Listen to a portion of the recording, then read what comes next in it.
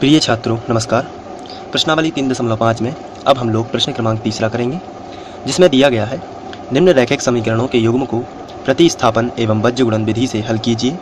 किस विधि को आप अधिक उपयुक्त मानते हैं, ये भी हमें बताना है कि कौन सी विधि अधिक उपयुक्त है। तो हमें समीकरण दिया गया है, सबसे पहले हम दोनों समीकरणों को लिख लेंगे। तो चलिए लिख लेते हैं दिए गए समीकरण। तो ये दिए गए समीकरण आपको इस प्रकार से लिख लेना है। इसके बाद आपको इन्हें समीकरण 1 और 2 बना देना है, समीकरण 1 और समीकरण 2। अब हम लोग प्रतिस्थापन विधि से सॉल्व करेंगे। तो प्रतिस्थापन विधि से सॉल्व करने के लिए हम यहाँ पर हेडिंग डाल सकते हैं प्रतिस्थापन विधि से। तो सबसे पहले हम प्रतिस्थापन विधि से हल करेंगे और उसके बाद हम लोग बीजगुणन विधि से सॉल्व करेंगे। तो प्रतिस्थापन विधि में हम समीकरण 1 से स्टार्ट करते हैं। मैं इसके बारे में पहले भी आपको बता चुका हूं जब हम लोगों ने प्रतिस्थापन विधि पढ़ी थी, और यहाँ भी हम लोग इसको सॉल्व करेंगे। तो सबसे पहले प्रतिस्थापन विधि में हम समीकरण 1 पूरा लिख लेंगे। तो हम यहाँ पर लिखेंगे समीकरण 1 से और समीकरण 1 को लिख देते हैं। समीकरण 1 हमारा है 8x धन 5y बराबर 9। ये हमारा समीकरण 1 है। आप यहाँ से देख के यहाँ पर लिख सकते हैं। इसके बाद हमें यहाँ से x का मान निकालना है, इसलिए जो y है इसका पक्षांतर हम इस तरफ कर देते हैं। तो x का मान आ जाएगा, तो 8x यहाँ हम ज्यों का त्यों लिखेंगे, और ये जो धन का 5y है इसका पक्षांतर इस तरफ कर देंगे। तो सबसे पहले तो बराबर लगेगा, और यहाँ पर जो 9 लिखा है इसको हम ज्यों का त्यों लिखेंगे। अब ये जो प्लस y है इसका पक्षांतर इस तरफ होगा, तो ये हो जाएगा -5y।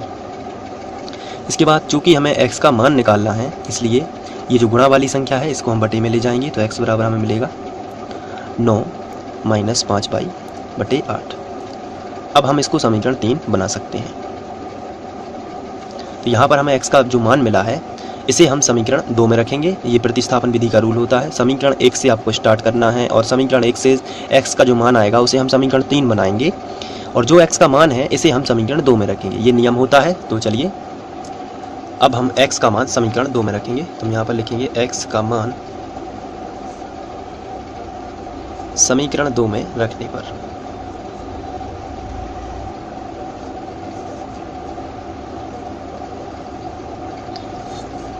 तो समीकरण 2 में रख देते हैं। समीकरण 2 हमारा है 3x + 2y बराबर 4। तो यहाँ पर हम लिखेंगे 3x + 2y बराबर 4। सबसे पहले हम इसी को लिखेंगे। अब इसके बाद हम x का मान रख देते हैं।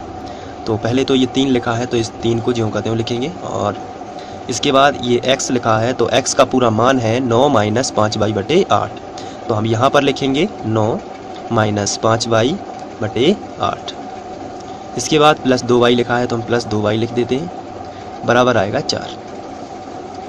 इसके बाद ये 3 से 8 कैंसिल नहीं हो रहा, इसलिए हम डायरेक्ट गुणा करेंगे। तो सबसे पहले 3 का गुणा 9 में कर देंगे, तो 9 × 27 हो जाएगा, और 3 का गुणा 5 में करेंगे तो आएगा 5 × 15y बटे 8 ज्यों का त्यों प्लस 2y बराबर आ जाएगा 4। इसके बाद हम LCM से इसमें गुणा कर देंगे। तो इसमें गुणा कर देते हैं। जब भी बीच में धन लगा हो और बटे वाली संख्या और एक तरफ बटे वाली संख्या नहीं है तो हम LCM करेंगे, और LCM से इसमें गुणा कर देंगे और फिर सबके बटे 8 लिख सकते हैं। तो चलिए अब हम गुणा कर देते हैं। तो 27 लिखा है, तो इसको ज्यों का त्यों लिखते हैं, -15y। अब यहाँ पर हो जाएगा 8 दूनी 16y, और बटे में आ जाएगा 8। अब इसमें इसका गुणा हो गया है, आप देख रहे हैं। अब सबके बटे में 8 आ गया, बराबर आ जाएगा 4। इसके बटे कुछ नहीं है तो हम 1 कर से और तिर्यक गुणा कर देंगे। तो चलिए तिर्यक गुणा कर देते हैं। यहाँ पे हम 1 का गुणा इसमें करेंगे तो ये सब ज्यों का त्यों आ जाएगा। 27 - 15y प्लस 16y बराबर, यहाँ इसका गुणा इसमें करेंगे तो आएगा 8 चौके 32। इसके बाद हम यहाँ से y एक तरफ कर लेंगे और संख्या एक तरफ कर लेंगे। इसका मतलब ये है कि 15y प्लस 16y ये एक तरफ, और संख्या जो है 32, धन का 27 इस तरफ आएगा, तो माइनस का 27 इसको इस तरफ कर देते हैं। अब यहाँ पर 16y में से 15y जाएगा, तो केवल एक y बचेगा, वो भी प्लस का, क्योंकि प्लस की संख्या बड़ी थी, बराबर। यहाँ 32 में से 27 घटाएंगे तो आंसर आएगा 5। तो यहाँ पर हमें मिलेगा y बराबर 5। ये y की वैल्यू मिल जाती है। अब ये जो y का मान है, अगर हम ये वाला मान यहाँ पे समीकरण 3 में रख देते हैं यहाँ पे, तो x का मान मिल जाएगा। तो चलिए रख देते हैं y का मान समीकरण 3 में रखने पर। तो हम यहाँ पे लिखेंगे y का मान समीकरण 3 में रखने पर, चलिए रख देते हैं, तो हमें मिलेगा x बराबर 9 माइनस 5/, ये हम समीकरण 3 आपको दिखाने के लिए सबसे पहले लिख लेते हैं, 9 माइनस 5/8। अब यहाँ पर हम y का मान रख देते हैं, तो 9 माइनस 5 और जो y का मान है वो है 5 और बटे में है 8, तो यहाँ 9 माइनस 5 25 आ जाएगा ये यहाँ पर, और बटे में बचेगा 8, ये 8 ही रहेगा। यहाँ पर यदि हम इसको और सॉल्व कर देते हैं तो 25 में से 9 जाएगा तो आएगा -16 बटे 8, तो 8 दूनी 16, तो आएगा -2। ये हमें -2 मान मिलेगा कि ये हमें मिलेगा x का -2 मान। तो इस हिसाब से यदि हम सॉल्व करते हैं तो प्रतिस्थापन विधि से हमें x व y के मान मिल जाते हैं। x का मान हमें -2 प्राप्त हुआ है, जबकि y का मान 5। अब इसी क्वेश्चन को हमें बज्रगुणन विधि से भी सॉल्व करना है, तो आइए बज्रगुणन विधि के बारे में थोड़ा सा जान लेते हैं। इसके पहले भी हम लोग इसको पढ़ चुके हैं, लेकिन इसको करने से पहले थोड़ा इसकी सूत्र की जो चर्चा है उसको कर लेते हैं। तो बज्रगुणन विधि जो होती है उसको लिखने का तरीका ये होता है, x बटे बराबर y बटे बराबर 1 बटे, आपको सबसे पहले इतना करना है। उसके बाद यहाँ से शुरू करना है आपको BC ऋण BC, फिर C पर समाप्त होगा इसलिए यहाँ से शुरू होगा CA ऋण CA, फिर यहाँ पर A पर समाप्त होगा इसलिए यहाँ होगा AB ऋण AB, फिर यहाँ से 12 21 12 21 12 21, ये आपको यहाँ पर करना। ये फॉर्मूला होता है बज्रगुणन विधि का, तो इस तरीके से आपको बना लेना है, बहुत ही सिंपल है।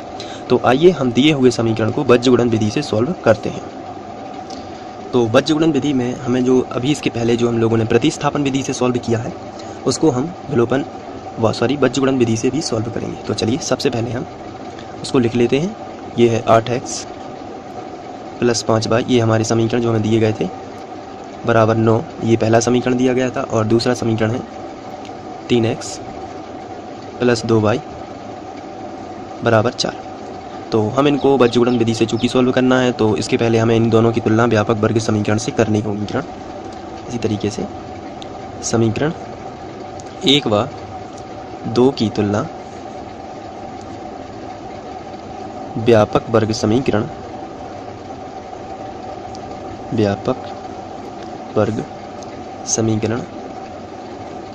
a1x plus b1y plus c1 बराबर 0 तथा a2x plus b2y plus c2 बराबर 0 से करने पर।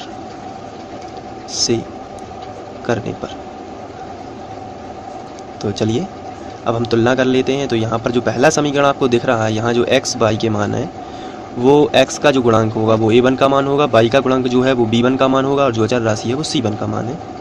तो a1 का मान हमें मिलेगा 8, b1 का मान मिलेगा 5 और c1 का मान मिलेगा -9। आप देख रहे हैं कि यहाँ a1 b1 c1 ये मान लिखे हुए हैं, आप समझ गए होंगे।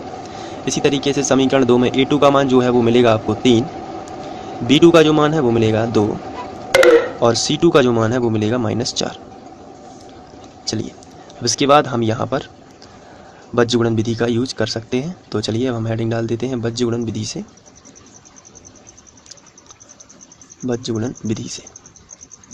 तो बज्रगुणन विधि में x के बटे बराबर y के बटे बराबर 1 के बटे, ऐसा हम सबसे पहले बना लेते हैं।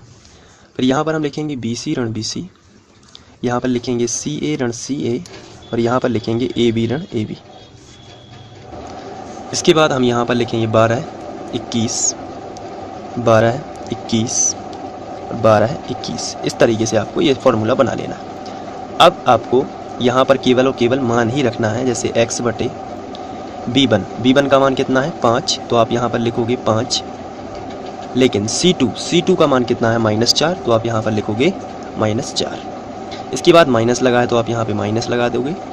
b2 का मान कितना है 2, तो आप यहाँ पर लिखोगे 2 और c1 का मान कितना है -9, तो आप यहाँ पर लिखोगे -9। ये x के नीचे लिख गया। अब हम y का करेंगे, तो y बटे c1 का मान कितना है -9, तो आप यहाँ पर लिखोगे -9। a2 का मान कितना है 3, तो आप यहाँ पर लिख दोगे 3 माइनस c2 का मान कितना है -4, तो आप यहाँ पर लिखोगे -4 और a1 का मान कितना है 8, तो आप यहाँ पर लिखोगे 8। इसी तरीके से आपको यहाँ भी कर देना है 1/a1। a1 का मान कितना है 8, तो आप यहाँ पर लिखोगे 8। b2 का मान कितना है 2, तो आप यहाँ पर लिख दोगे 2, माइनस a2 का मान कितना है 3, लिख दोगे 3, और b1 का मान कितना है 5, तो आप यहाँ पर लिख दोगे 5। बहुत ही सिंपल है ये। चलिए अब आगे बढ़ते हैं।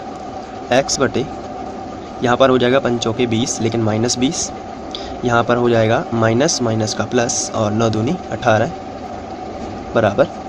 अब हमें मिलेगा y बटे 9 तिया 27, यहाँ पर माइनस माइनस जो होगा प्लस, और 8 चौके 32 बराबर। यहाँ हमें मिलेगा 1 बटे 8 दूनी 16 माइनस 5 तिया 15। इस तरीके से सॉल्व कर लेना है। अब हम लोग आगे बढ़ते हैं और यहाँ पर हम देख रहे हैं x बटे हमें मिलेगा -20 और प्लस 18 है तो हमें -2 मिल जाएगा, क्योंकि 20 में से 18 जाएगा तो 2 ही बचेगा, लेकिन बड़ी संख्या का चिन्ह लगा देना है।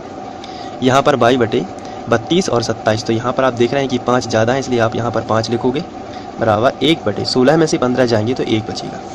अब यहाँ पर यदि आपको x का मान निकालना है तो y को इग्नोर करना है, यानी y को छोड़ देना है, और यदि y का मान निकालना है तो x को छोड़ना है। तो आप यहाँ पर हेडिंग डालोगे x के मान के लिए